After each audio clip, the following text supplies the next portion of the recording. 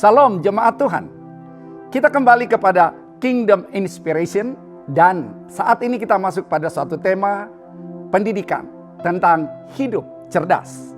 Pendidikan adalah sesuatu yang sangat penting karena orang mengatakan kalau mau mengubah dunia, ubahlah melalui pendidikan. Mau mengubah suatu bangsa, ubahlah melalui pendidikan. Jadi setiap kita tentu saja terpanggil dalam bidang pendidikan. Tapi tentu saja semuanya harus berdasar pada firman Tuhan. Saya mau bacakan firman Tuhan buat kita semua yang tertulis pada Daniel 1 ayat 8 dan ayat yang ke-20. Ayat 8. Daniel berketetapan untuk tidak menajiskan dirinya dengan santapan raja dan dengan anggur yang biasa diminum raja.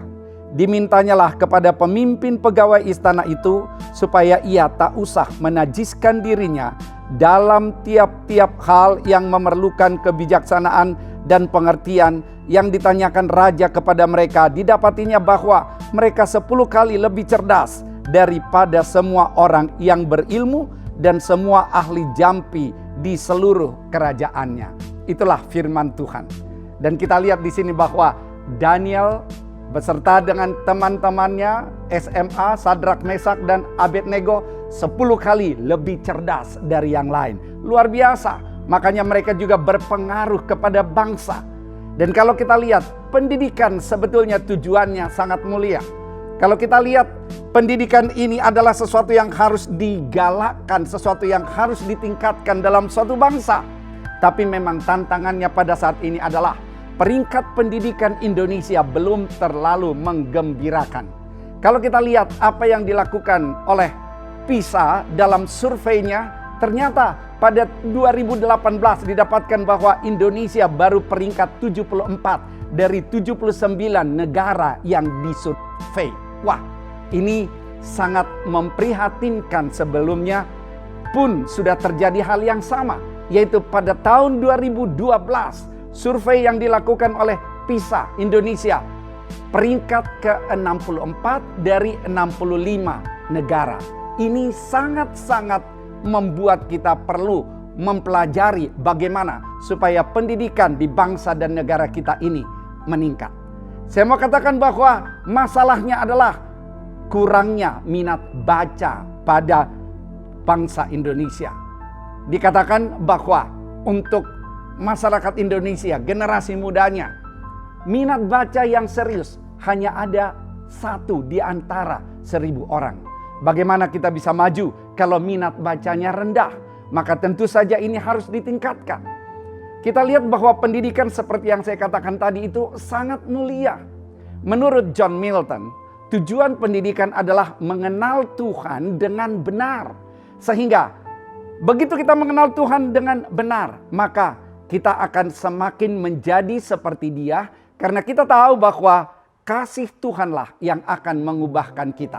Karena itu juga saya katakan bahwa dengan perkataan lain, tujuan pendidikan adalah kita akan semakin mengerti kasih Allah dalam hidup kita dan kita pun akan semakin mengasihi Allah.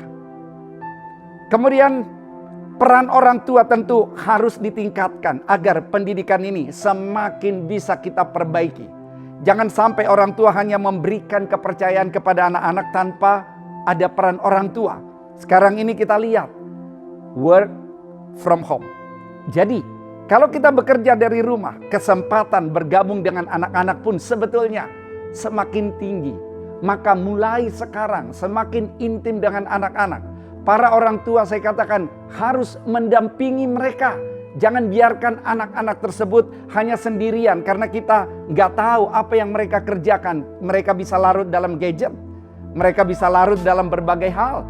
Maka dampingi mereka, ajak ngobrol, kasih perhatian. Katakan pada mereka I love you. Katakan pada mereka saya bangga akan engkau. Katakan pada mereka aku mau supaya engkau menggenapi rancangan Tuhan di dalam kehidupanmu.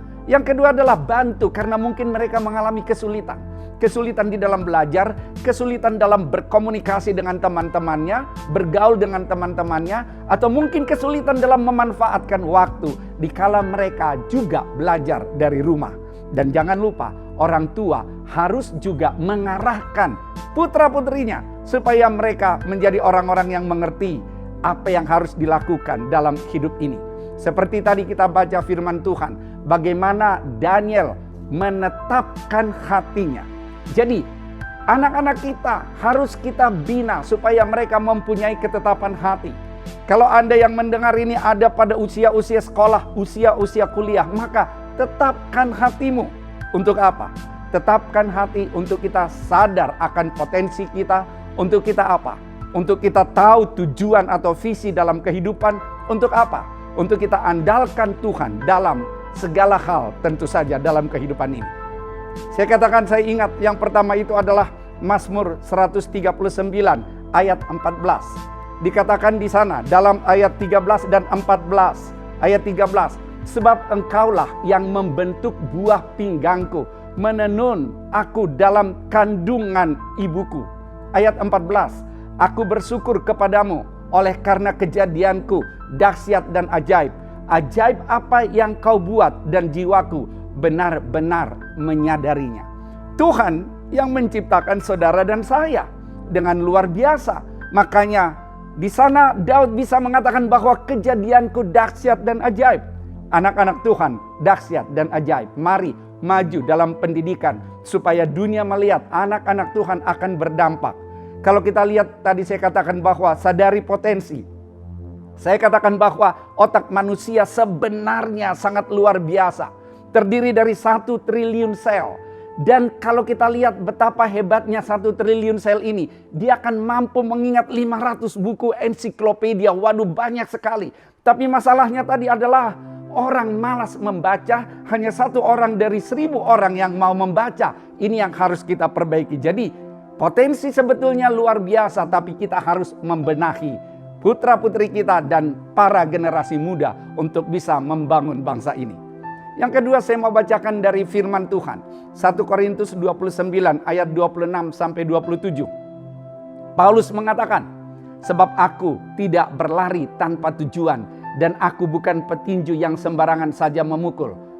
Ayat 27, tetapi aku melatih tubuhku dan menguasainya seluruhnya supaya sesudah memberitakan Injil kepada orang lain, jangan aku sendiri ditolak.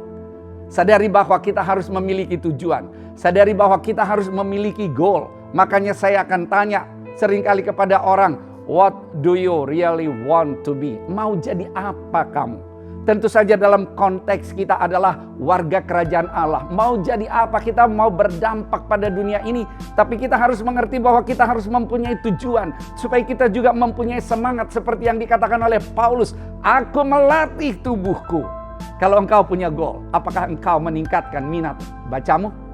Dan Bill Hybels mengatakan bahwa vision is a picture of the future that produces passion.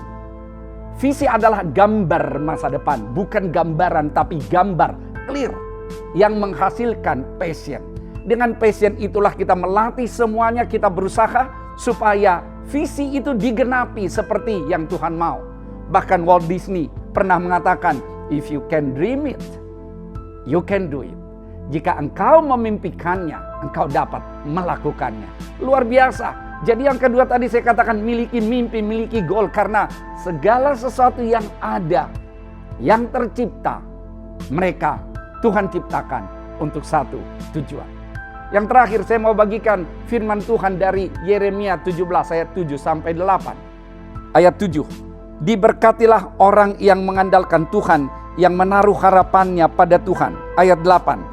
Ia akan seperti pohon yang ditanam di tepi air, yang merambatkan akar-akarnya ke tepi batang air, dan yang tidak mengalami datangnya panas terik, yang daunnya tetap hijau, yang tidak khawatir dalam tahun kering, dan yang tidak berhenti menghasilkan buah.